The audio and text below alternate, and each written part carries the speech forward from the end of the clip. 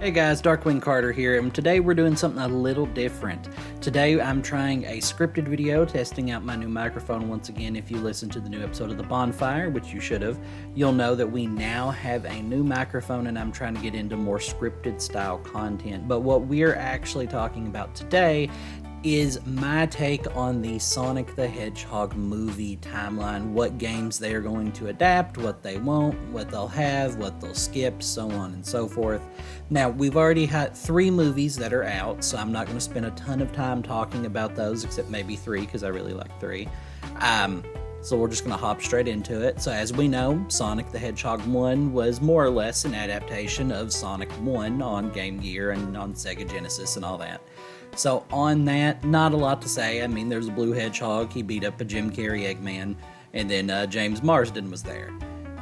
Not much else I can really add. Sonic 2 was kind of an adaptation of Sonic the Hedgehog 2, Sonic the Hedgehog 3, and Sonic and Knuckles. It introduced Knuckles, it introduced Tails. That's pretty much it. It introduced the Master Emerald, they had the super forms. So, you know, pretty common stuff. So we're just going to glaze through these first 3. Now, 3 was interesting because it jumped from the classics all the way up to Sonic Adventure 2, introducing Shadow, the Ark, Gerald Robotnik, whatever your take on their Gerald is. But I enjoyed the movie. I thought it was really good. So that brings us to the post-credits scene of Sonic the Hedgehog 3, where Sonic is assaulted in the woods by a group of metal Sonics from Sonic CD and is saved by Amy Rose from Sonic CD. They were both introduced in the same game. Now, the reason I'm making this video is I actually called this months prior to Sonic 3 ever releasing.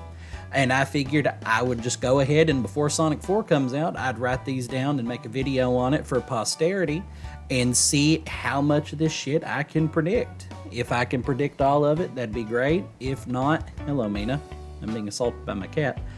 If I can't predict any of it, well, you all get a good laugh out of it at me. So going into what I think is going to happen in Sonic 4, I think it is going to be a Knuckles and Tails light movie. So at the end of Sonic 3, Eggman and Shadow get blown to shittareens by the exploding space colony Ark and saving the Earth. Now, we know from one of the post-credit scenes, and if you've ever played a Sonic the Hedgehog game, that Shadow has survived. Now, this is where I differentiate a lot from a lot of other people. I don't think Eggman survived this one. I think Eggman died at the end of Sonic 3. Now, in Sonic CD, the actual game, a big portion of the plot is designated to Sonic finding these things called the Time Stones, which Eggman is using to send his machines back through time and take over the world in different eras, because time travel.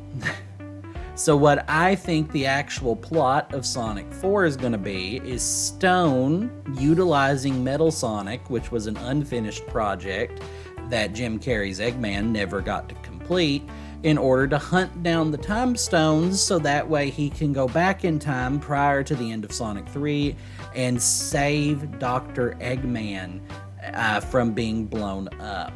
So the way that I think this movie is going to be set up, and I could be entirely wrong, is I believe that they are going to have Stone and Metal Sonic be going 2 different eras looking for these time stones. I think he's already going to have one, and then that's what's going to open up the portal for them to time travel, but they're unable to control it unless they get the entire set.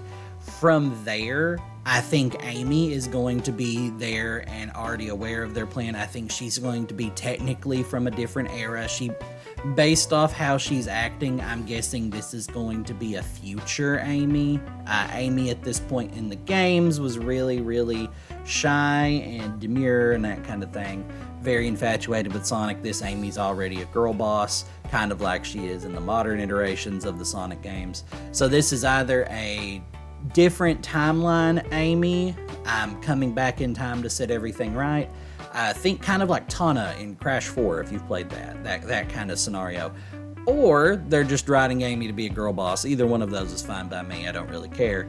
The big thing is I think that it's going to be primarily Sonic and Amy in this movie, with probably cuts to, Donut Lord and Knuckles and Tails doing things in the timeline, the modern day timeline.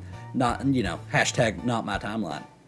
But as far as that goes, that's what I'm thinking this movie's going to really look like. I do think by the end, Stone will succeed, and they'll be probably down to one very beat-up, scrapped Metal Sonic, is how I'm expecting this to go. Eggman will be resurrected, and then that will lead into Sonic 5, which I think is going to be an adventure tie-in. Now, they did do some adventure stuff in the Knuckles show, but I think this is going to be the movie that has Chaos as our primary big monster, because there's not really a big reason for Sonic to go super against regular old Metal Sonic. So I think they're going to cut back on that because they've went Supersonic for 2 movies. I think they're not going to have Supersonic in Sonic 4. I think Supersonic will return in this one when he goes to battle Chaos. So I think this is going to be the movie that kind of brings Knuckles and Tails and Donut Lord and Maddie all back into the forefront. Amy's going to be there, but in a lesser role, since she was one of the main characters in my version of Sonic 4. This movie is going to primarily be focused on Sonic, Knuckles, Tails, and Eggman. And of course, you'll have Donut Lord, Maddie, Amy, the dog. I forget the dog's name, but you know the dog. We love the dog. They'll have all of them there, so that way you can pull up, you can have character scenes. Sonic Adventure was really notable because you had a lot of playable characters. You play Sonic, Knuckles, Tails, Amy, Gamma, almost said Omega. Stupid fucking clanker.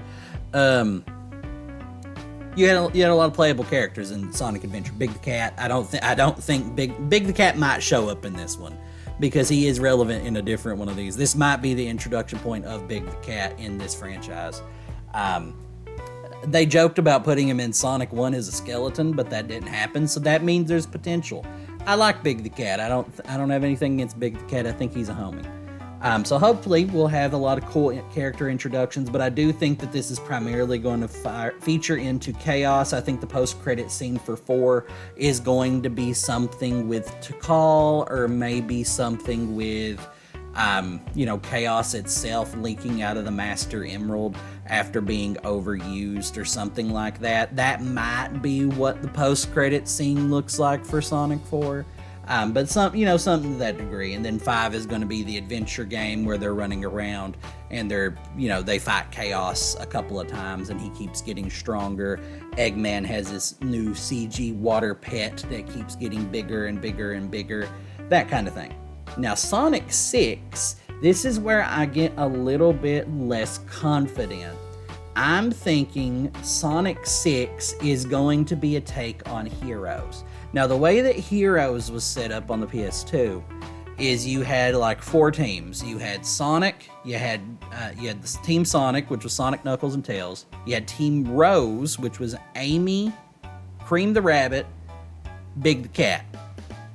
Then you had Team Chaotix, which has not been in these movies at all. So at some point in time, they would need to introduce the Chaotix. I'll get into that in a moment. This might be the introduction point for the Chaotix, which is Vector the Crocodile, SBO the Chameleon, Charmy the Bee.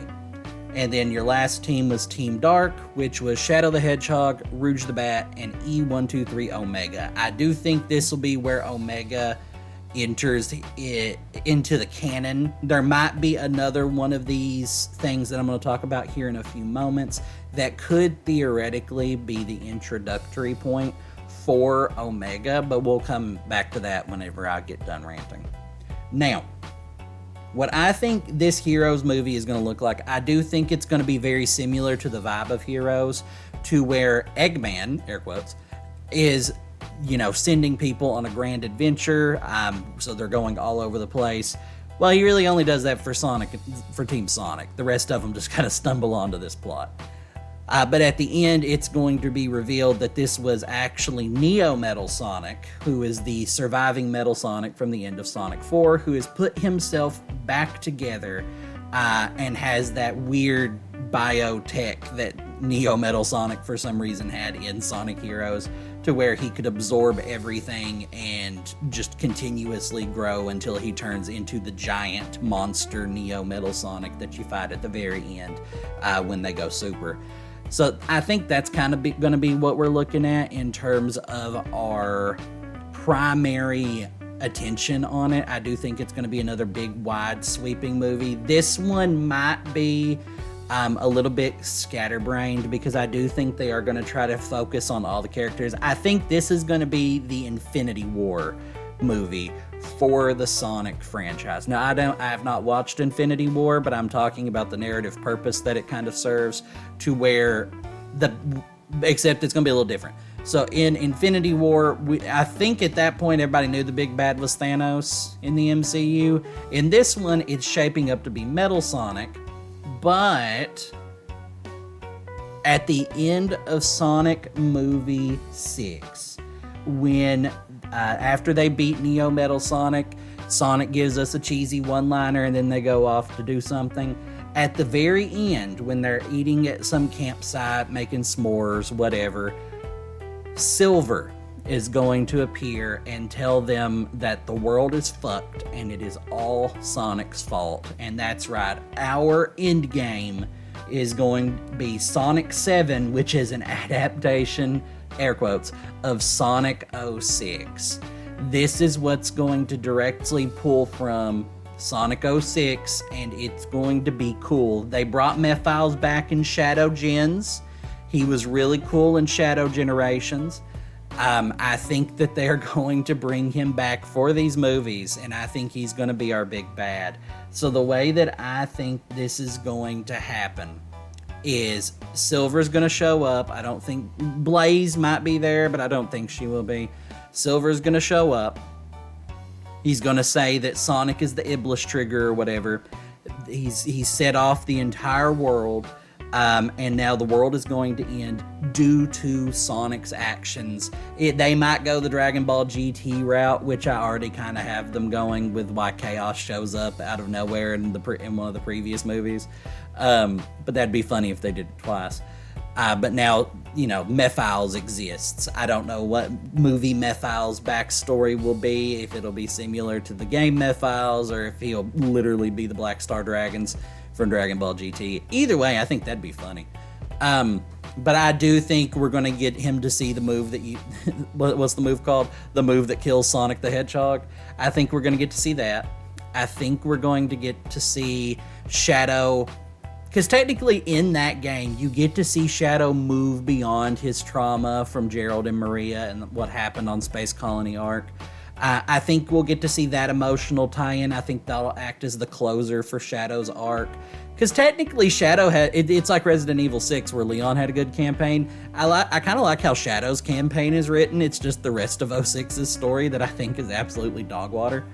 So that's interesting. But I think there'll be a lot of scenes specifically with Silver set in a future timeline where everything's destroyed. It would be really cool if they pulled from the comics, even though I don't think they would, where Silver in the Archie comics was actually trained by a character named Mammoth Mogul. Shout out to Mammoth fucking Mogul.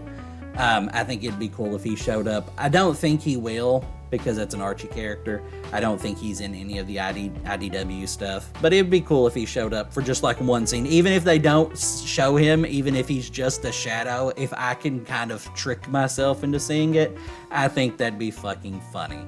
But yeah, that's kind of what I'm thinking is going to happen. It's going to essentially end with them defeating Mephiles, Super Sonic, Shadow, and Silver using the Chaos Emeralds and the Time Stones, since we know about those and we can bring those back because we already have those props made from a previous movie. They're going to utilize all of that in order to reset the timeline back to the end of Sonic the Hedgehog 6, but Silver just never shows up. It's going to completely uncanonize itself. They're going to be heroes that save the world, but will never get credit for it because technically now it never happened. Now, there are obviously movies that you can adapt after this. You have stuff from Forces. Ugh. You have stuff from Generations, which you could theoretically do something with. There's a lot of stuff you could do. You could do Generations as like a background movie because we really don't know that much about Sonic's life before coming to Earth. So you could have Generations set up as a Sonic the Hedgehog backstory movie. I don't think it'd be terribly interesting, just like the actual plot of Sonic Generations, but that gameplay's really good, so I like that. Now, before I let y'all go, I do have one other little segment to talk about because that's kind of where I'm expecting these movies to kind of end. So I do think, once again, we're going to recap starting from Sonic 4. We're going to do Sonic CD, then Adventure, then Heroes, then 06 as our end game. Now, they like doing spin-off shows. I don't know how accurate these are going to be because spin-off shows are kind of hit or miss. I do think we're going to get a Shadow and Agent Stone one in between Sonic 4 and Sonic 3. So I'm thinking this is going to be loosely based off of Shadow the Hedgehog on the PS2. So if you'll remember at the opening of Sonic Heroes and at the beginning of, all of Shadow the Hedgehog on the PS2, Shadow doesn't have any memories. I think if you'll recall earlier, I was talking about where Omega could theoretically be introduced earlier. I'm thinking he could be seen at the end of the Shadow the Hedgehog spinoff. I think they're probably going to seal him in a fucking Bacta tank or whatever that shit's called in Star Wars. They're going to seal him, they're going to lock him up, throw away the key, and it's just going to show Omega standing outside. He won't have any lines or anything like that. But they're going to put him in there so that way we can unseal him for Sonic 06, or Sonic Heroes. But instead of in like Sonic Heroes where he doesn't have any memories, he'll have his memories because we're handling that side plot in the Shadow the Hedgehog spin-off show. So I think that is a very likely possibility, something like that occurring.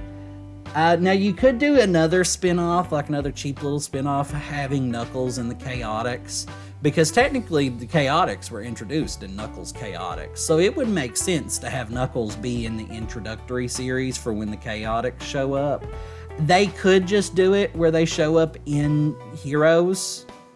I don't think anybody would actually have a problem with that. I don't know any hardcore chaotic heads. But yeah, there is a possibility of them doing that. But I do think there's also an equal possibility of them doing some sort of prequel series, be it a TV show, be it a movie, be it a, a comic book. They did one of these for Sonic 2, where they introduced the Chaotix. So that way we have an idea of who the Chaotix are, what their kind of group gimmick is the Chucklefucks, that kind of thing. So I do think that's a possibility.